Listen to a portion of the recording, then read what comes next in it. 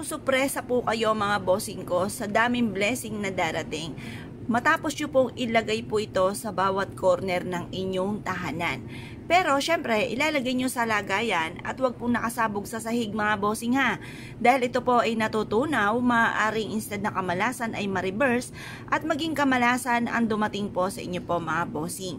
Kung kayo po ay naniniwala at mahilig ka sa mga pampaswerte, subukan nyo po ito. Makakatulong po ito upang sa ganon mas lumebel up ang swerte, siksik-liglig at umaapaw sa bawat araw ang mga blessing na darating sa inyo. Magkakaroon kayo lagi ng malaking benta sa inyong negosyo at kayo po ay makakamit nyo kaagad ang inyo pong mga pinapangarap.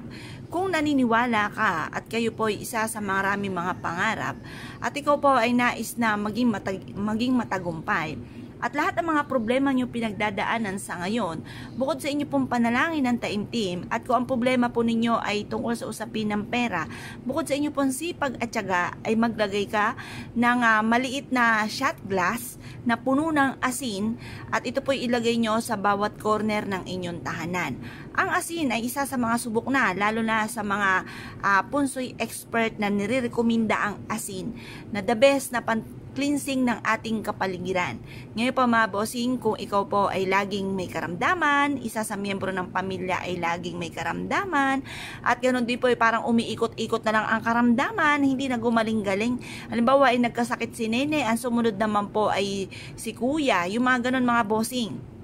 Hanggang sinuyod na kayong lahat, wala nang natira, lagi na lang may karamdaman.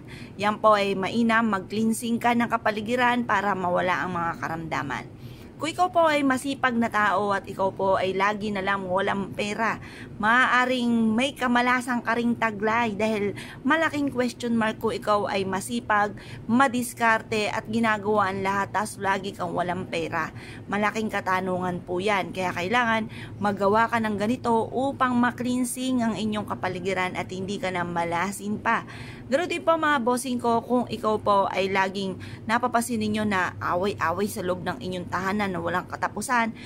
Kumbaga nagsimula lang sa maliit, lumaki na ito ng lumaki hanggang sa tumagal ng tumagal ang pagtatalo, ang pag-aaway. Nako, mag-isip-isip ka na.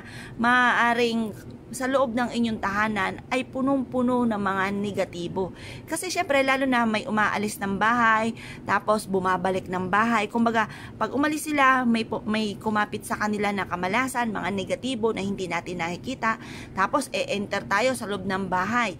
Araw-araw na ganun, lagi na lang may dumidikit sa inyo hanggang sa mapuno na ng mapuno ang loob ng inyong tahanan. Hindi nyo napapansin or hindi nyo nakikita hanggang sa kisame ay may nakakapit pa ditong negatibong enerhiya, mga bad spirit.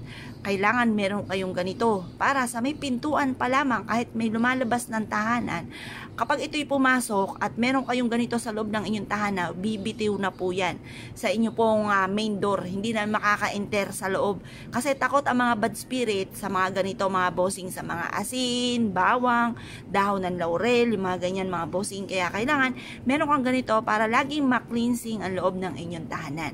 Ngayon po, kapag ang inyong asin na inilagay sa bawat corner ng inyong tahanan ay natunaw, ang gagawin nyo lamang po ay hugasan nyo ito sa lababo. Tapos, hugasan nyo siyang mabuti, tapon nyo lang po doon. Tapos kung gusto nyo muling gumawa ng ganito, gumawa ka muli ng ganito dahil ito po ay isa sa mga subok na mabisang pang cleansing sa loob ng ating tahanan or ng ating negosyo.